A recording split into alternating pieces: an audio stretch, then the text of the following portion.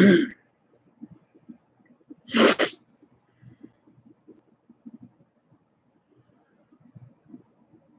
so here we go. Chivalry by Neil Gaiman from Smoke and Mirrors, available where most fine books are sold. Mrs. Whittaker found the Holy Grail. It was under a fur coat. Every Thursday afternoon, Mrs. Whittaker walked down to the post office to collect her pension, even though her legs were no longer what they were, and on the way back home, she would stop at the Oxfam shop and buy herself a little something. The Oxfam shop sold old clothes, knickknacks, oddments, bits and bobs, and large quantities of old paperbacks, all of them donations, second-hand flotsam, often the house clearances of the dead. All the profits went to charity. The shop was staffed by volunteers. The volunteer on duty this afternoon was Marie, 17, slightly overweight, and dressed in a baggy mauve jumper that looked like she had bought it from the shop. Marie sat by the till with a copy of Modern Woman magazine, filling out a "Reveal Your Hidden Personality" questionnaire. Every now and then, she'd flip to the back of the magazine and check the relative points assigned to an A, B, or C answer before making up her mind how she would respond to the question. Mrs. Whittaker puttered around the shop. They still hadn't sold the stuffed cobra, she noted. It had been there for 6 months now, gathering dust, glass eyes gazing balefully at the clothes racks and the cabinet filled with chipped porcelain and chewed toys. Mrs. Whittaker patted its head as she went past. She picked out a couple of Mills and Boon novels from a bookshelf, Her Thundering Soul and Her Turbulent Heart, $1 each, and gave careful consideration to the empty bottle of Mateus Rosé with a decorative lampshade on it, before deciding that she really didn't have anywhere to put it. She moved a rather threadbare fur coat, which smelled badly of mothballs. Underneath it was a walking stick and a water-stained copy of Romance and Legend of Chivalry by A.R. Hope Moncrief, priced at 5 pence. Next to the book, on its side, was the Holy Grail. It had a little round paper sticker on the base, and written on it in felt pen was the price, 50p.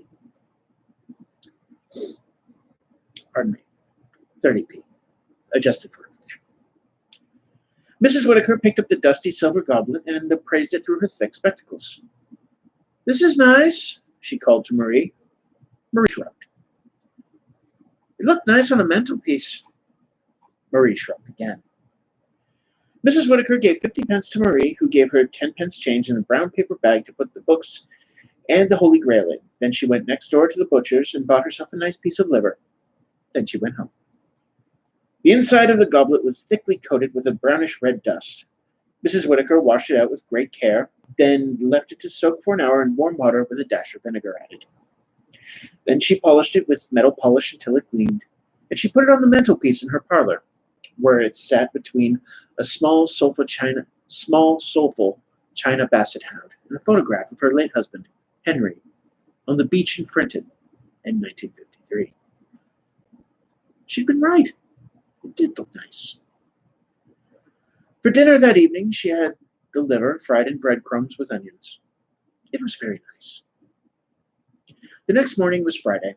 On alternate Fridays, Mrs. Whittaker and Mrs. Greenberg would visit each other. Today was Mrs. Greenberg's turn to visit Mrs. Whittaker. They sat in the parlor and ate macaroons and drank tea.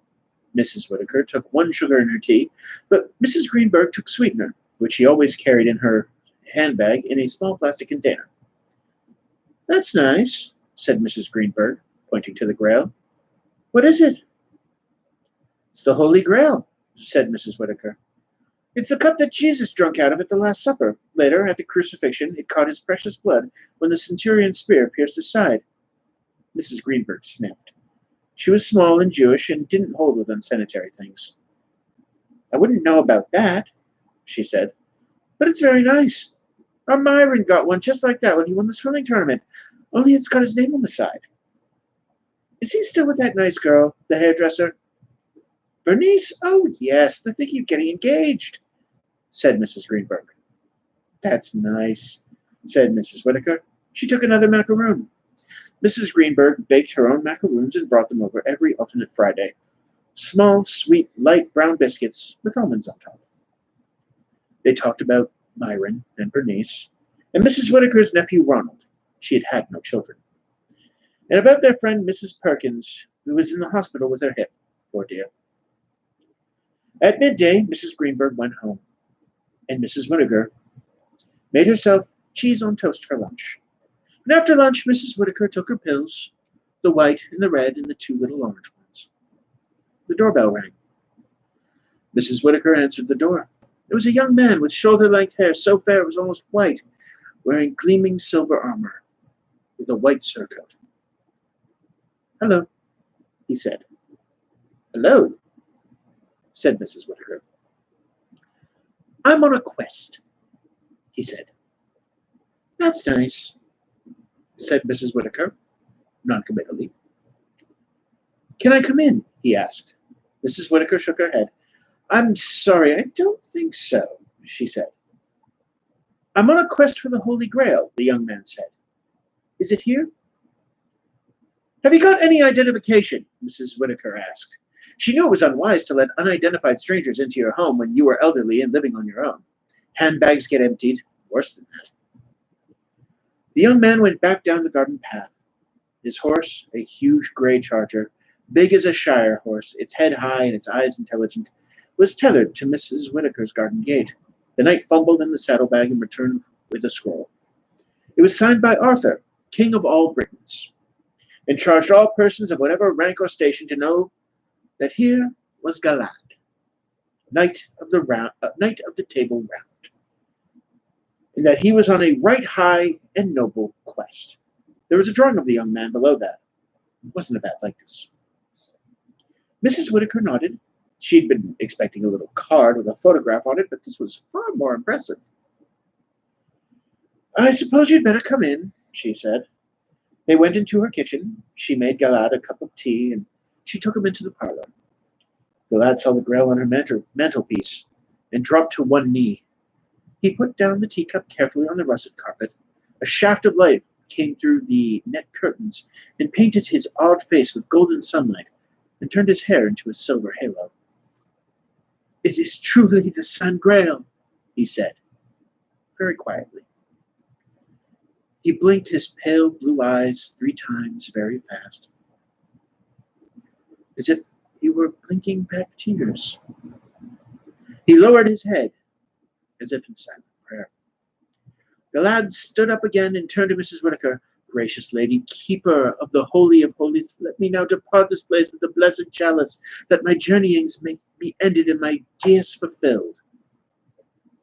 "Sorry?" said Mrs. Whittaker. Galad walked over to her and took her old hands in his. "My quest is over," he told her. "The San Grail is finally within my reach." Mrs. Whittaker pursed her lips. "Can you pick your teacup and saucer up, please?" she said. Galad picked up his teacup apologetically. "No, I don't think so," said Mrs. Whittaker. "I'd rather like it there. It's just right, between the dog and the photograph of my Henry." "Is it gold you need? Is that it? Lady, I can bring you gold." "No," said Mrs. Whittaker. "I don't want any gold. Thank you. I'm simply not interested." She ushered Galad to the front door.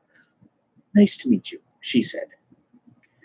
His horse was leaning its head over her garden fence, nibbling her gladioli. Several of the neighborhood children were standing on pavement, watching it. The lad took some sugar lumps from the saddlebag and showed the braver of the children how to feed the horse, their hands held flat. The children giggled. One of the older girls stroked the horse's nose. Galad swung himself up onto the horse in one fluid movement. Then the horse and the knight trotted off down Hawthorne Crescent. Mrs. Whittaker watched them until they were out of sight, and then sighed and went back inside. The weekend was quiet. On Saturday, Mrs. Whittaker took the bus into Maresfield to visit her nephew Ronald, his wife Euphonia, and their daughters Clarissa and Dylan. She took them a currant cake, which she had baked herself. On Sunday morning, Mrs. Whittaker went to church. Her local church was St. James the Less, which was a little more Don't think of this as a church. Think of it as a place where like-minded friends hang out and are joyful. Then Mrs. Whitaker felt entirely comfortable with. But she liked the vicar, the Reverend Bartholomew, when he wasn't actually playing the guitar. After the service, she thought about mentioning to him that she had the Holy Grail in her front parlor, but decided against it. On Monday evening, Mrs. Whitaker was working in the back garden. She had a small herb garden which she was extremely proud of. Dill, vervain, mint, rosemary, thyme, and a wild expanse of parsley.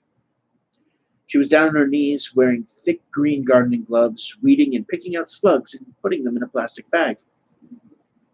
Mrs. Whitaker was very tender-hearted when it came to slugs.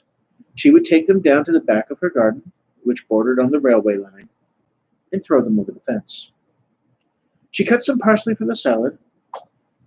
There was a cough behind her. Galad stood there, tall, beautiful, his armor glinting in the morning sun. In his arms, he held a long package wrapped in oiled leather. "I'm back," he said. "Hello," said Mrs. Whitaker. She stood up, rather slowly, and took off her gardening gloves. "Well," she said, "now you're here, you might as well make yourself useful." She gave him the plastic bag full of slugs and told him to tip the slugs out over the back of the fence. He did. Then they went into the kitchen. "Tea or lemonade?" she asked. "Whatever you're having," Galad said. Mrs. Whitaker took a jug of her homemade lemonade from the fridge and sent Galad outside to pick a sprig of mint. She selected 2 tall glasses and washed the mint carefully and put a few leaves in each glass, then poured the lemonade. "Is your horse outside?" she asked. "Oh, yes. His name is Grisel." "And you've come a long way, I suppose." "A very long way." "I see," said Mrs. Whitaker. She took a blue plastic basin from under the sink and half filled it with water. Galad took it out to Grisel. He waited while the horse drank and brought the empty basin back into Mrs. Whitaker. "Now," she said, "I suppose you're still after the Grail." "I still do I seek the said Grail," he said. He picked up the leather package from the floor, put it down on the tablecloth, and unwrapped it. "For it, I offer you this." It was a sword, its blade almost 4 feet long. There were words and symbols traced elegantly across the length of the blade. The hilt was worked in silver and gold, and a large jewel was set in the pommel. "It's very nice," said Mrs. Whitaker doubtfully. "This," said Galad, "is the sword Balmung, forged by Wayland Smith in the dawn times. Its twin is Flamberge, who wears it as unconquerable in war and invincible in battle, who wears it as incapable of a cowardly act or an ignoble one. Set in the pommel is the sardonyx I have trouble with this particular word. Is the sardonyx Bircon, which protects its possessor from poison slipped into wine or ale and from the treachery of friends. Mrs. Whitaker peered at the sword. "Must be very sharp," she said after a while. "It can slice a falling hair in twain. Nay, it could slice a sunbeam," said Galad proudly. "Well, then, maybe you ought to put it away," said Mrs. Whitaker. "Don't you want it?" Galad seemed disappointed. "No, thank you," said Mrs. Whitaker. It occurred to her that her late husband Henry would have quite liked it. He would have hung it on the wall in his study next to the stuffed carp he had caught in Scotland and pointed it out to visitors. Galad rewrapped the oiled leather around the sword Balmung and tied it up with white cord. He sat there, disconsolate. Mrs. Whitaker made him some cream cheese and cucumber sandwiches for the journey back and wrapped them in a grease-proof paper. She gave him an apple for Grisel. He seemed very pleased with both gifts. She waved them both goodbye. That afternoon, she took the bus down to the hospital to see Mrs. Perkins, who was still in with her hip, poor dear. Mrs. Whitaker took some of her homemade fruitcake, although she had left out the walnuts from this recipe because Mrs. Perkins' teeth weren't what they used to be. She watched a little television in the evening and had an early night. On Tuesday, the postman called. Mrs. Whittaker was up in the box room at the top of the house doing a spot of tidying, and taking each step slowly and carefully, she didn't make it downstairs in time. The postman had left her a message which said that he tried to deliver a packet, but no one was home. Mrs. Whittaker sighed. Earl, I feel you. She put the message in her handbag and went down to the post office. The package was from her niece Sherelle in Sydney, Australia. It contained photographs of her husband Wallace and her two daughters, Dixie and Violet, and a conch shell packed in cotton wool. Mrs. Whittaker had a number of ornamental shells in her bedroom. Her favorite had a view of the Bahamas done on it in enamel. It had been a gift from her sister, Ethel, who had died in 1983. Then she put the shell and the photographs in her shopping bag. Then, seeing that she was in the area, she stopped in at the Oxfam shop on the way home. "Well, Mrs. W.," said Marie. Mrs. Whittaker stared at her. Marie was wearing lipstick, possibly not the best shade for her, nor particularly expertly applied, but, thought Mrs. Whittaker, that would come with time. And a rather smart skirt. It was a great improvement. "There's a man in here last week asking about that thing you bought, the little metal cup thing. I told him where to find you. You don't mind, do you?" "No, dear," said Mrs. Whittaker. "He found me. He was really dreamy. Really, really dreamy," sighed Marie wistfully. "I could have gone for him. And a big white horse and all," Marie concluded. "She is sitting up straighter as well," Mrs. Whittaker noted approvingly. On the bookshelf, Mrs. Whittaker found a new Mills and Boon novel, Her Majestic Passion. Although she hadn't yet finished the two she bought on her last visit. She picked up the copy of Romance and Legend of Chivalry and opened it. It smelled musty. Ex Libris Fischer was neatly handwritten at the top of the first page in red ink. She put it down where she had found it. When she got home, the lad was waiting for her. He was giving the neighborhood children rides up on Grizel's back, up and down the street. "I'm glad you're here," she said. "I've got some cases that need moving." She showed him up to the box room in the top of the house. He moved all the old suitcases for her so she could get to the cupboard at the back. It was very dusty up there. She kept him up there for most of the afternoon, moving things around while she dusted. Galad had a cut on his cheek, and he held one arm a little stiffly. They talked a little while she dusted and tidied. Mrs. Whittaker told him about her late husband Henry, and how the life insurance had paid the house off, and how she had all these things, but no one really to leave them to. No one but Ronald, really, and his wife only liked modern things. She told him how she had met Henry during the war, when he was in the ARP and she hadn't closed the kitchen blackout curtains all the way. About the 6-penny dances they went to in the town, and how they'd gone to London when the war had ended, and how she had her first drink of wine.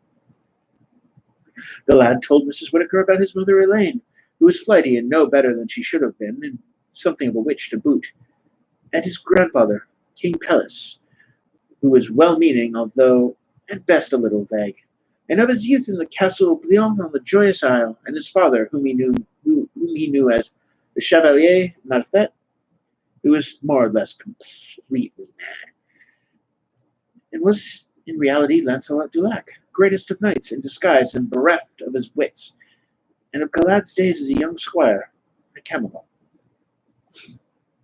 At 5 o'clock, Mrs. Whittaker surveyed the box room and decided that it met with her approval. She opened the window so the room could air, and they went downstairs to the kitchen, where she put on the kettle. The lad sat down at the kitchen table. He opened the leather purse at his waist and took out a round white stone. It was about the size of a cricket ball. "My lady, this is for you, and you give me the sandwrap."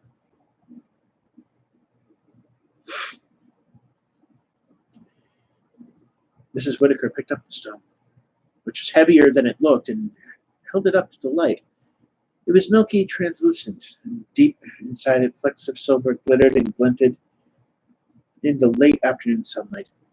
It was warm to the touch. Then, as she held it, a strange feeling crept over her. Deep inside, she felt stillness and a sort of peace.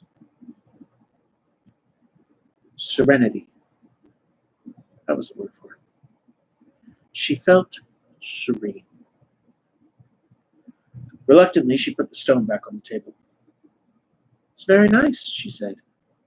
"That is the philosopher's stone, which our forefather Noah hung in the ark to give light when there was no light. It can transform base metals into gold and has certain other properties," the lad told her proudly. "And that isn't all. There's more. Here." From the leather bag he took an egg and handed it to her.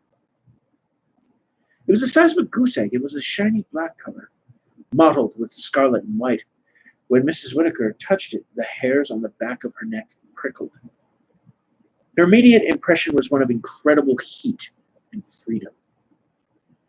She heard the crackling of distant fires, and for a fraction of a second, she seemed to feel herself far above the world, swooping and diving on wings of flame.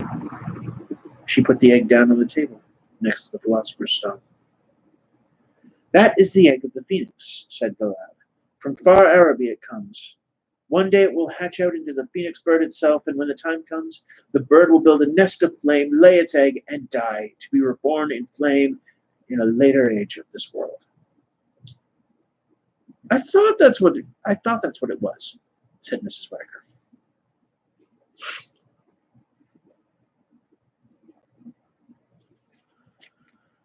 "And last of all, lady," said the lad, "I have brought you this." He drew it from his pouch and gave it to her. It was an apple, apparently carved from a single ruby, on an amber stem. A little nervously, she picked it up. It was soft to the touch, deceptively so. Her fingers bruised it, and ruby-colored juice from the apple ran down Mrs. Whittaker's hand. The kitchen filled almost imperceptibly, magically, with the smell of summer fruit, of raspberries and peaches and strawberries and red currants. As if from a great way away, she heard distant voices raised in song and far music on the air. It is one of the apples of the Hesperides," said Galad quietly. "One bite from it will heal any illness or wound, no matter how deep. A second bite restores youth and beauty, and a third bite is said to grant eternal life." There was a moment then when it all came back to her.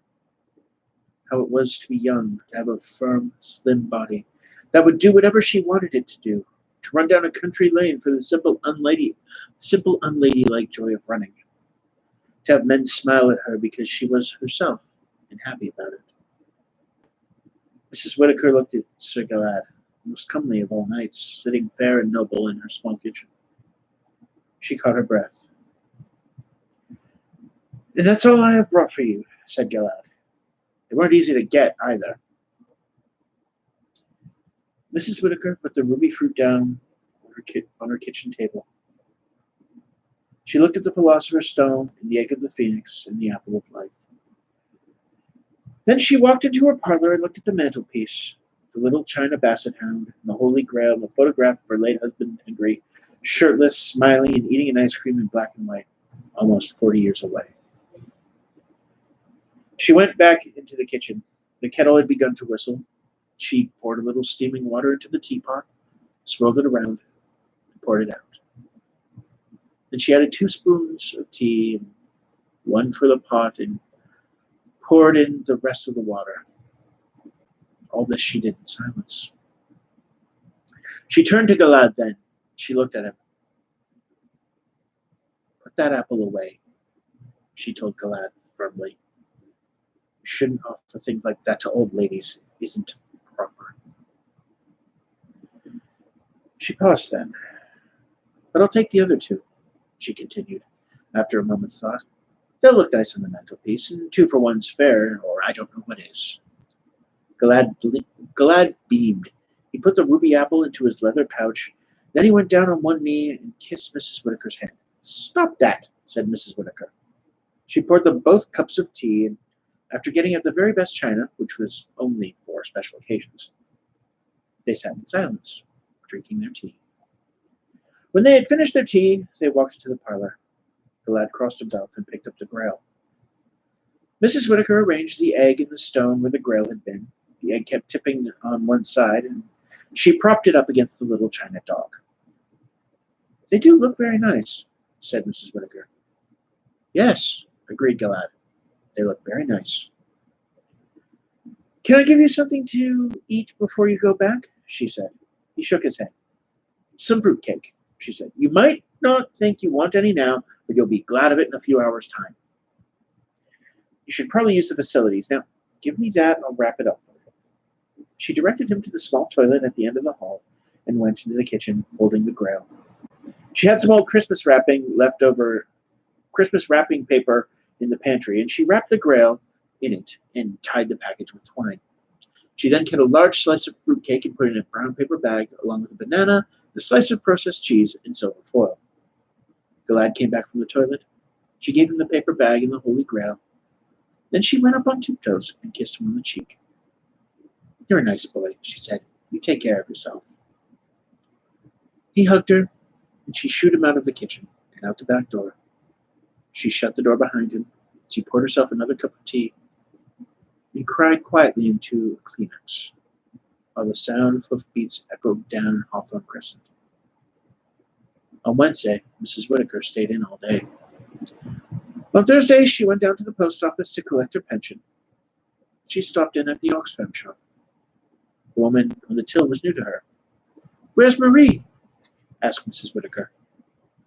The woman on the till, who had blue rinsed gray hair and blue spectacles that went up to diamante points,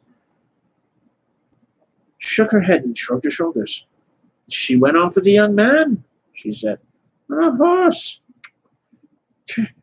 I ask you, I meant to be down at the Heathfield shop this afternoon. I had to get my Johnny to run me up here, or we'd find someone else." "Oh," said Mrs. Whittaker. "Well, I mean, it's nice that she found herself a young man." "Nice for her, maybe," said the lady on the till, "but some of us were meant to be in Heathfield this afternoon." On a shelf near the back of the shop, Mrs. Whittaker found a tarnished old silver container with a long spout. It had been priced at 60 pence, according to the little paper label stuck to the side, and it looked like a flattened, elongated teapot. She picked out a Mills and Boon novel she hadn't read before. It was called Her Singular Love. She took the book and the silver container up to the woman at the till. 65p, dear," said the woman, picking up the silver object, staring at it. "Funny old thing, isn't it? Came in this morning. It had writing carved along the side in blocky old Chinese characters and an elegant arching handle. Some kind of oil can, I suppose." "No, it's not an oil can," said Mrs. Whittaker, who knew exactly what it was. "It's a lamp." There was a small metal finger ring, unornamented, tied to the handle of the lamp with brown twine. "Actually," said Mrs. Whittaker, "on second thoughts, I think I'll just have the book." She paid her 5 pence for the novel, put the lamp back where she had found it, in the back of the shop.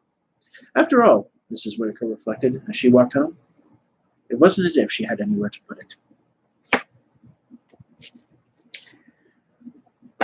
Now, if you're watching this, I know there's not a lot of people watching right now, but who knows? People might watch when it's all processed and up on YouTube. That was the story Chivalry by Neil Gaiman from Smoke and Mirrors, available from fine booksellers everywhere. And I tend to read that story. I've tended to read that story a lot to people who were kind of just sort of freaking out and need to lay down and just listen to a story. So I figured it'd be apt for this. Take care of yourselves. Wash your hands. Take care of each other. Be good.